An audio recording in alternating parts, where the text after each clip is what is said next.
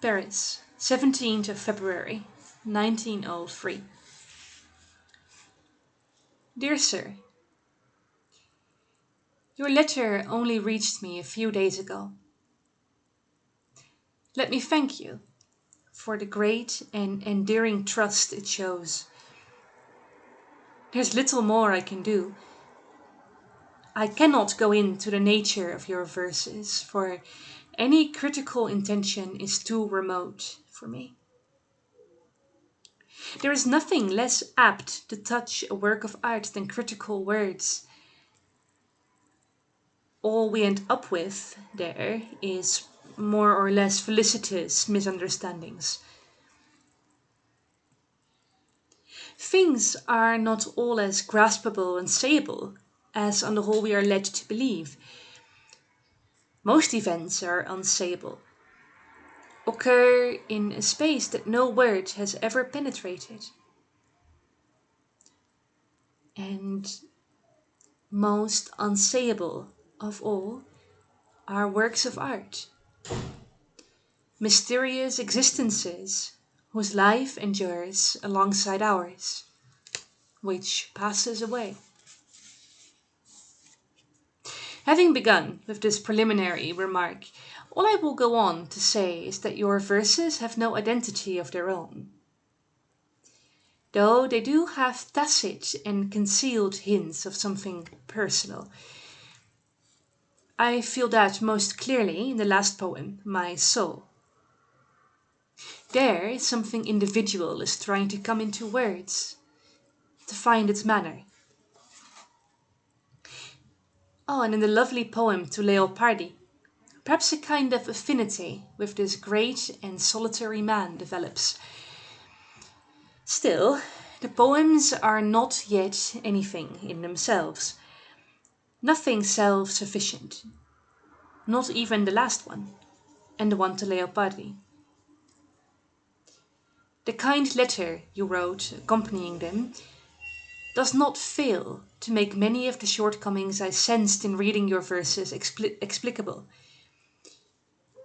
without for all that being able to give them a name. You ask whether your verses are good. You ask me that. You have asked others before. You sent them to magazines. You compare them with other poems. And you worry when certain editors turn them down. Now, since you have allowed me to offer you advice, let me ask you to give up all that. You're looking to the outside. And that, above all, you should not be doing now. Nobody can advise you and help you. Nobody. There's only one way. Go into yourself. Examine the reason that bids you to write. Check whether it reaches its roots into the deepest region of your heart. Admit to yourself whether you would die if it should be denied you to write. This above all. Ask yourself, in your night's quietest hour, must I write? Dig down into yourself for a deep answer. And if it should be affirmative, if it is given to you to respond to this serious question with a loud and simple I must, then construct your life according to this necessity. Your life, right into its most inconsequential and slightest hour, must become a sign and witness of this urge. Then approach nature. Then try, like the first human being, to say what you see, and experience, and love, and lose. Don't write love poems. Avoid, at first, those forms which are too familiar and habitual. They're the hardest. For you need great maturity and strength to produce something of your own in a domain where good and sometimes brilliant examples have been handed down to us in abundance. For this reason, flee general subjects and take refuge in those offered by your own day-to-day life. Depict your sadnesses and desires, passing faults and faith in some kind of beauty. Depict all this with intense, quiet, humble sincerity, and make use of whatever you find about you to express yourself. The images from your dreams and the things in your memory. If your everyday life seems to lack material, do not blame it. Blame yourself. Tell yourself that you are not poet enough to summon up its riches. For there is no lack for him who creates, and no poor, trivial place.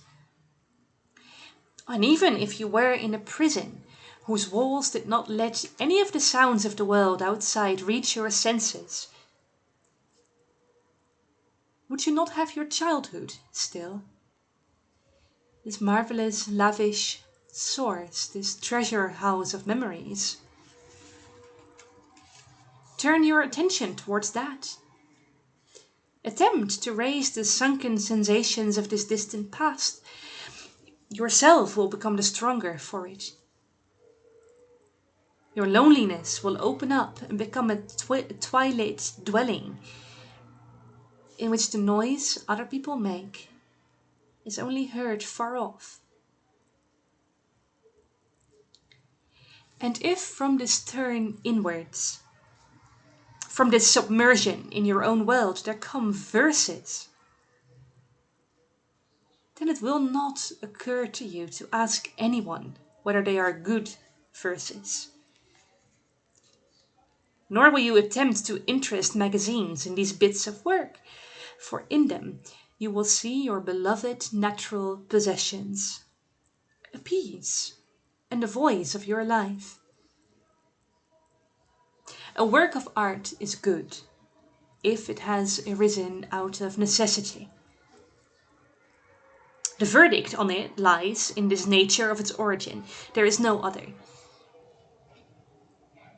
For this reason, my dear sir, the only advice I have is this: to go into yourself and to examine the depths from which your life springs.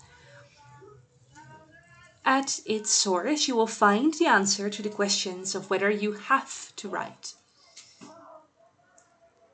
Accept the answer as it is, without seeking to interpret it. Perhaps it will turn out that you are called to be an artist. Then assume this fate and bear it. Its burden and its greatness, without ever asking after the rewards that may come from outside. For he who creates must be a world of his own, and find everything within himself and in the natural world that he has elected to follow. But perhaps even after this descent into yourself and into your solitariness, you will have to give up the idea of becoming a poet. The feeling that one could live without writing is enough, as I said, to make it something one should never do. But even then, to have taken pause in the way I'm asking you to will not have been in vain. Whatever happens, your life will find its own paths from that point on. And that they may be good, productive, and far-reaching is something I wish for you more than I can say. What else should I say to you? I think everything has been emphasized as it should be. And all I wanted to do in the end was advise you to go through your development quietly and seriously. You cannot disrupt it more than by looking outwards and expecting answers from without to questions that only your innermost instinct in your quietest moments will perhaps be able to answer. The verses you were so good as to entrust me with, I am sending back to you along with this letter. Thank you again for the extent and the warmth of your trust.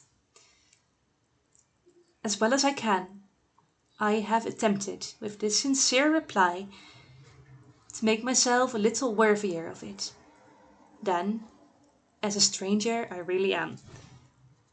With all devotion and sympathy, Rainer Maria Rilke.